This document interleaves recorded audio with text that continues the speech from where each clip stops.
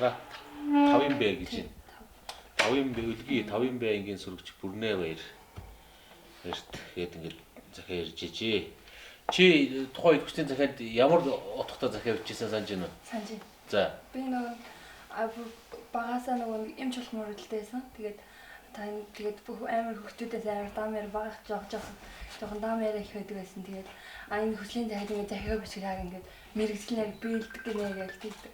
Тэнгуудаа нөгөө нэг оройнаараа биччихсэн. Тэгээд багштай нөгөө багшаараа дамжуулан явуулж байсан болохоор багш нөгөө нэг хүслийн захиа ингээд бичгээр ингээд хүсэл амар биелдэг гэж тэгээд багштайгаа бүр амар сайрлаад гэсэн багш нь тэгнэ багш нь нөгөө жоохон талаатайсан болохоор тэгдэж тэгээд яриад амжил. Тэгээд багштайгаа хүслийнхаа захиаг ингээд бичиж явуулаад тэн дээрээ ингээд би ингээд эмч болох хэрэгцэлтэй тэгээд бид бас жоохон бүжиглэх тэгээд хажуугаар жоохон бүжиглэх дуудах сонирхолтой тэгээд амар мундаг дуучин болох юм биш тэгээд нэг жоохон сонирхолтой нэг жоохон ч гэсэн ингээд дуулаад ингээд тайзан дээр гараад ингээд дуулаад үсчих юмсан гээл тэгээд нэг тиймэрхүү юм бис бодохтой юм. Одоо ямар хэмжээлтэй болох гэж байгаа лээ? Одоо бас эмч хэвээрээ. Тэгвэрээ. Тэгвэл чи одоо мундаг байж таад 7 жилийн өмнө 15 онд тий 5 дугаар ангид байхдаа сонгож ирсэн мэрэгжил чи одоо хэвээрээ байна. Тэгээ 10 дугаар ангид чи энэ чиглэлээрээ бэлдэж байгаа гэдэг чинь чиний сонголт бол их зөв л байна ингээд ийм олон жил гэдэг чинь чи ямар ч байсан энэ олон жил эмч болох чиглэсэн хичээл номоо төлхөө үзэж исэн лавтаа байх.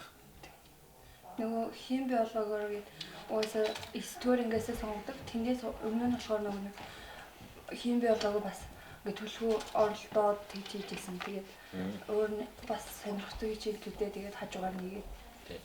Тийм камерт би нэг жоохон мэдээлэл өгчээ. Би сая одоо ингээд үлгийн сумд ирээд сургуулийн сурагчтай ингээд уулзж яана л да.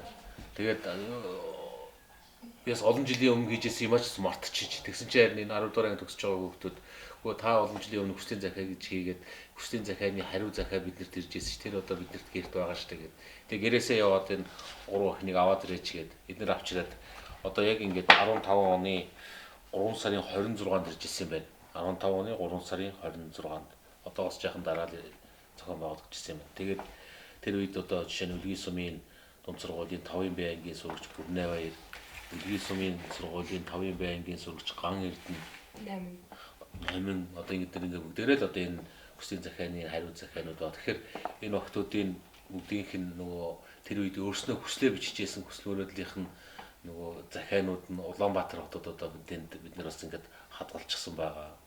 Файл хэлбэрээрч байгаа. Тэгэхээр та гуравд бас бид нэр эргэж та гурав яг юу бичижсэн байгаад тэр үе чинь тэр файлыг нь та нарт буцаж явуулъя. Та нар бас эргэж үзээрэй. Чи яг юу гэж бичижсэн санах вэ? Санаж байгаа юу нь бол. За би ерөнхийдөө бол тэр үед бичсэн захиаг бол санаж байна. Нөгөө нэг багш олон би ер нь багаасаа манай ээж маань эмч эмнэлгийн ажилтны хүн байдаг.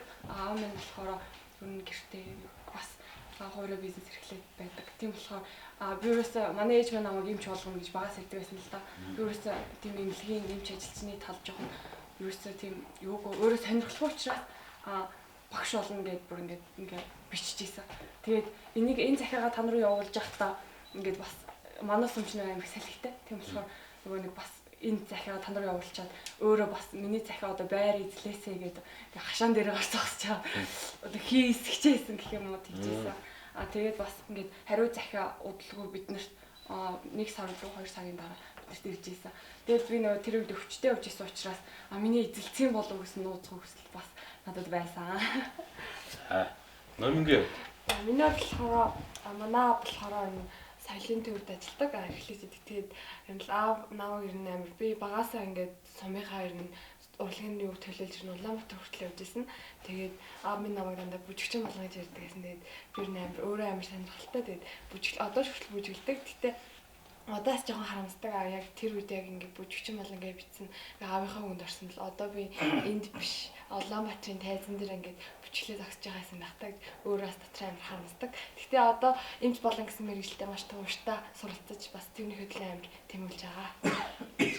За мундаг байна шүү дээ. Тэгтээ тэр энэ бүжигчин болоогүй да харамсах юм бас байхгүй шүү дээ. Чи одоо чи ч одоо бүгд хэвээрэл байна тэр чинь. Гэтэл одоо яг чи ингээд амьдралын үндсэн мэрэгжлээ олж авах чинь бас гэж байна. Бүжигчин чинь тэгээ бүжиглж байгаад одоо магадгүй сайн мэдэхгүй байна л да. Тэгсэн залуудаа бүжиглж байгаад айгүй бол учиж хүрээгүйгээр айгүй бол одоо тэр нөгөө ажиллаж болж өөрч тэр чинь. Тий болно.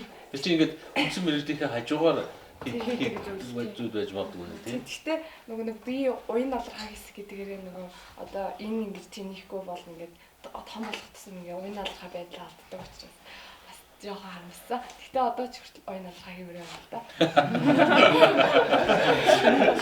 Энэ хөлтөд чи одоо Нэр. за баярлалаа.